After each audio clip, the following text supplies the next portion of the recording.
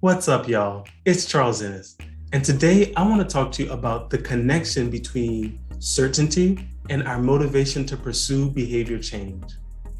As a physical therapist, personal trainer, and wellness coach, I've been in hundreds of conversations that begin something like this. Charles, what's the best way to blank? And I know why we ask that question. It's because we crave certainty, we crave knowledge, we crave truth. We want to do what's best, we want to do what's right. And it's a simple thought about certainty and motivation, but when we are certain that our actions will lead to a specific outcome, it's very easy for us to be motivated to go down that change path. But when there is uncertainty, or we are less certain that our actions will lead to a specific outcome, it's harder to be motivated to go down that change path. Now, as a coach, this is where I've seen a lot of people get stuck, especially around the idea of weight loss. And so many people have sat in front of me, and without the perfect plan that will guarantee that they're going to get exactly what they want, they don't take action.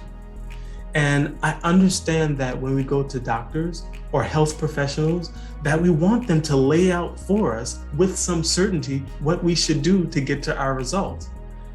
But the reality is that no matter how smart any doctor is, they can't predict the future 100% of the time. And just as a little thought experiment, we know that someone can run regularly, eat a healthy diet, and still have a heart attack and die in their 40s. And we also know that some people can smoke regularly, drink, never exercise, and live to be 100. Now, I'm not suggesting that we throw out all medical advice and our societal experience, but it's just to make the point that even when we do everything that is recommended, there's no way we can predict exactly what's going to happen into the future. Here's another thought about certainty and our behavior. When we cling really tightly to a need for certainty, it's more likely to create a situation where we feel paralyzed by overanalyzing. And before I give a few thoughts, I just want to ask you, in your own life, when you have felt stuck in this analysis paralysis cycle, what did you do to get unstuck?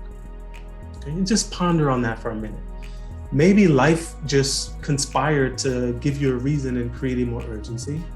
Or maybe you sat with your decisions and you thought about it and then you chose. Maybe you did it in writing. Maybe you leaned on an expert. Or maybe you just talked with a friend or family member to just lay out your thoughts and get some clarity about what you wanted to choose. One thing that I'll say as a coach is that it can sometimes be helpful for us to reframe our plans as experiments. And so what I mean by that is sometimes we look at a road and we say, okay, I have to have XYZ all set up so that they all lead me to a specific outcome. But if we start to say, you know what, I'm going to set up A, B, C, and D as an experiment, and I'm going to see what happens to me when I go down this path, then it frees us up from the challenge of without certainty, we don't act. So again, if we can reframe our goals as experiments, that's something that can potentially unlock us from our need for certainty and our analysis paralysis. I have another interesting thought about our need for certainty, and it's this.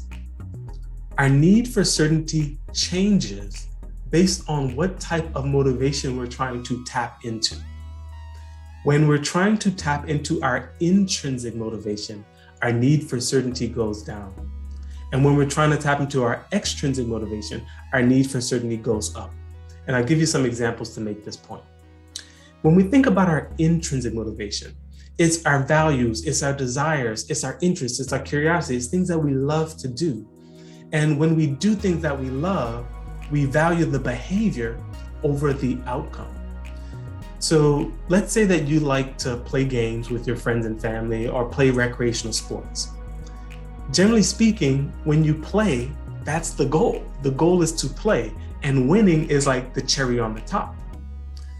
But if we think about our extrinsic outcome, usually when we're tapping into extrinsic outcome, winning takes the highest priority and the behavior takes a backseat. And so I'll make this point with an analogy. Many of us use the scale, and no problem with using the scale, but the scale provides external feedback. And when we rely on external feedback, it generally taps into our extrinsic motivation and creates a conditional response to a behavior. What I mean by that is this. When we're relying on extrinsic rewards, we will do a behavior as long as our conditions are being met. But the minute our conditions aren't being met, we quit. So this may describe you or someone that you know. New Year starts, you say, okay, I'm going to get into a little gym routine. You start working out, the scale's going down. You're like, yeah, it's working. I'm motivated. What I'm doing is making progress. Second week, still going downhill. Third week, levels off. You're like, what am I doing wrong? Fourth week, you double down. Fifth week, you gain a pound, or the scale stays the same. And eventually, if we are putting priority on the scale, when the scale doesn't change, we will say, well, why am I bothering with all these steps? Because these steps aren't leading me to my goal. And so I'm not saying that there's anything wrong with using a scale, but what I'll say is that our motivation is different when we tap into extrinsic or intrinsic motivation. And the difference is this: when we're tapping into extrinsic motivation, we value the outcome above the behavior. But when we tap into intrinsic motivation, we value the behavior above the outcome. And so when we value the outcome with extrinsic motivation, our need for certainty is higher because we don't want to bother with activities unless we're certain that they're going to lead to our outcome. Whereas when we're just playing and we value playing, we don't need a lot of certainty because all we need to know is that we're going to play. All right. I don't get excited talking about motivation. You can probably tell.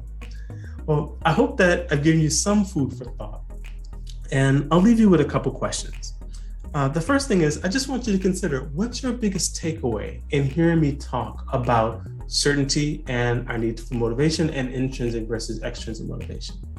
And the second thought is, how do you feel your need for certainty is affecting your motivation to change a behavior or pursue a certain behavioral path?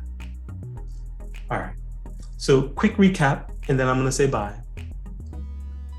We crave certainty, and when we have certainty that our actions will lead to an outcome, it's easy to go down that path. But when we have less certainty that our actions will lead to an outcome, we're less likely to go down that path. When we cling to certainty really tightly, it can create the thought process of analysis paralysis. And sometimes reframing our goals as experiments is a way to unlock our paralysis. Our need for certainty is also different based on what type of motivation we're trying to tap into. When we tap into our intrinsic motivation, our need for certainty is lower because we value the behavior above the outcome. And when we're tapping into our extrinsic motivation, our need for certainty is higher because we value the outcome above the behavior. All right. I love talking about health and wellness, and I hope that I will say something on my YouTube channel about health, wellness, motivation, behavior change that is useful to you. But until next time, be well, take care, and I'll talk to you soon.